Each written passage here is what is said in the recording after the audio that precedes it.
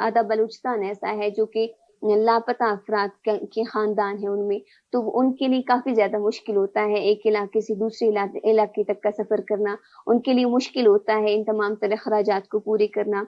आपको मैं बताना चाहूंगी कि कैंप में कैसे भी औरत आती है, एक ऐसी माँ है जो जिनके पास कैंप तक पहुंचने के लिए पैसे नहीं होते, फिर वो एक मस्जिद के सामने बैठकर भीख मांग रही होती है। भीख मांगने के बाद फिर वो किराया जमा करके फिर अपने बच्चे को ढूंढने के लिए वो कैंप तक आती है।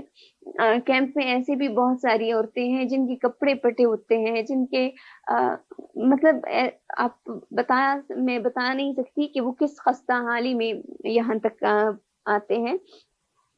ऐसी बहुत सारी हमारी माएँ हैं जो एक इलाके से दूसरे इलाके तक आती हैं और उन्हें रिहाइश के लिए जगह नहीं होती, कभी किसी दुकानदार के पास रह रही होती है तो कभी कहीं रह रही होती है। यानी सब कुछ उनके ऊपर इन्हिसार करता है, ना तो हुकूमत उनकी मदद करता है, सूबाई हुकूमत, ना ही दीगर जो लोग होते हैं वो उनकी मदद करते हैं।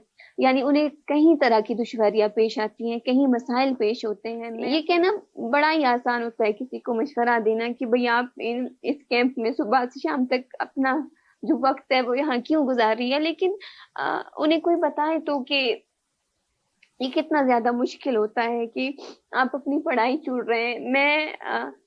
मेरी ये ख्वाहिश थी कि एक वकील बनूं, क्योंकि ऐसा था कि मैं इस बलूचिस्तान के हालात देखती थी, मैं तफरीक देखती थी, मैं फर्क देखती थी कि दीगर जो सूबे हैं उनके हिसाब से जो मेरा जो बलूच है, जो मेरा भाई है, वो क्यों इतना ज्यादा मोहताज है, इतनी महरूमियों का शिकार है। तो मैं चाहती थी कि मैं पढ़ लिख कर इनके लिए कुछ कर सकूं, लेकिन मुझे नहीं अंदाजा था कि हमें ऐसे मसाइल का सामना करना पड़ेगा। तब हम नहीं जानते थे कि जब लोग लापता कर दिए जाते हैं तो उन्हें किन मसाइल का सामना करना पड़ता है। हम समझते थे कि लोग आके एक इंटरव्यू दे के चले जाते हैं, फिर उनका बंदा बाजियाब हो जाता है। हम समझते थे कि इन सब की मदद शायद हुकूमत करता है, लेकिन हमारी हुकूमत सोई हुई है, वो नहीं समझती कि इन लोगों को किन किन मसाइल का सामना करना होता है, उनमें से कहीं कितने बीमार होते हैं, उनमें से किसी को किस चीज की जरूरत होती है, वो किसके सामने हाथ फैलाएंगे जब आप ही उनकी मदद नहीं कर पा रहे।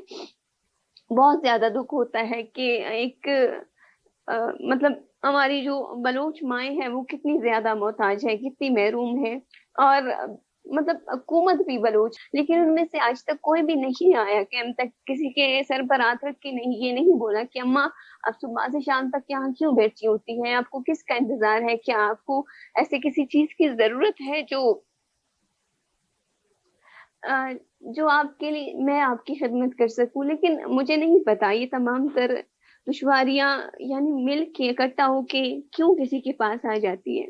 मुझे अपने लिए इतना दुख नहीं होता, मुझे दूसरों के लिए बड़ा ही दुख होता है। मैं तो फिर भी अ, एक जॉब करके अपना घर चला रही हूँ, दो वक्त की रोटी मुयस्सर आ रही है, लेकिन वो तमाम तर लोग जिनके घरों में एक मर्द तक बाकी नहीं रहा, जिनके बच्चे तक पढ़े लिखे नहीं, जिनकी बेटियां घर से नहीं निकली, मैं तो फिर भी मेरी आवाज आप तक पहुंच रही है, मैं बोल रही हूँ। लेकिन उन तमाम तर लोगों का क्या, जो जिनके पास एक पाई तक नहीं, जो अपना सुबह दिन रात वो अपना कैसे गुजार रहे हैं, वो किस हालत में है, कोई पूछने वाला नहीं, कोई वाली वारिस नहीं, कोई इनके हवाले से नोटिस नहीं लेता।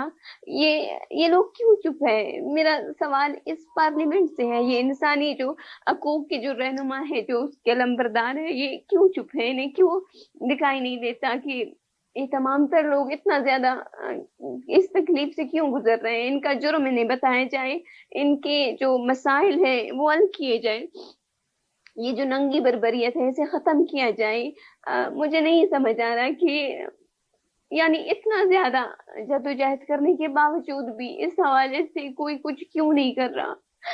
मुझे दुख होता है। ये गुर्बत भी झेल लेंगे लोग, ये भूख भी झेल लेंगे लोग, लेकिन उनके प्यारे उन्हें वापस लौटा दिए जाए, इस अजियत से तो उन्हें निकाला जाए।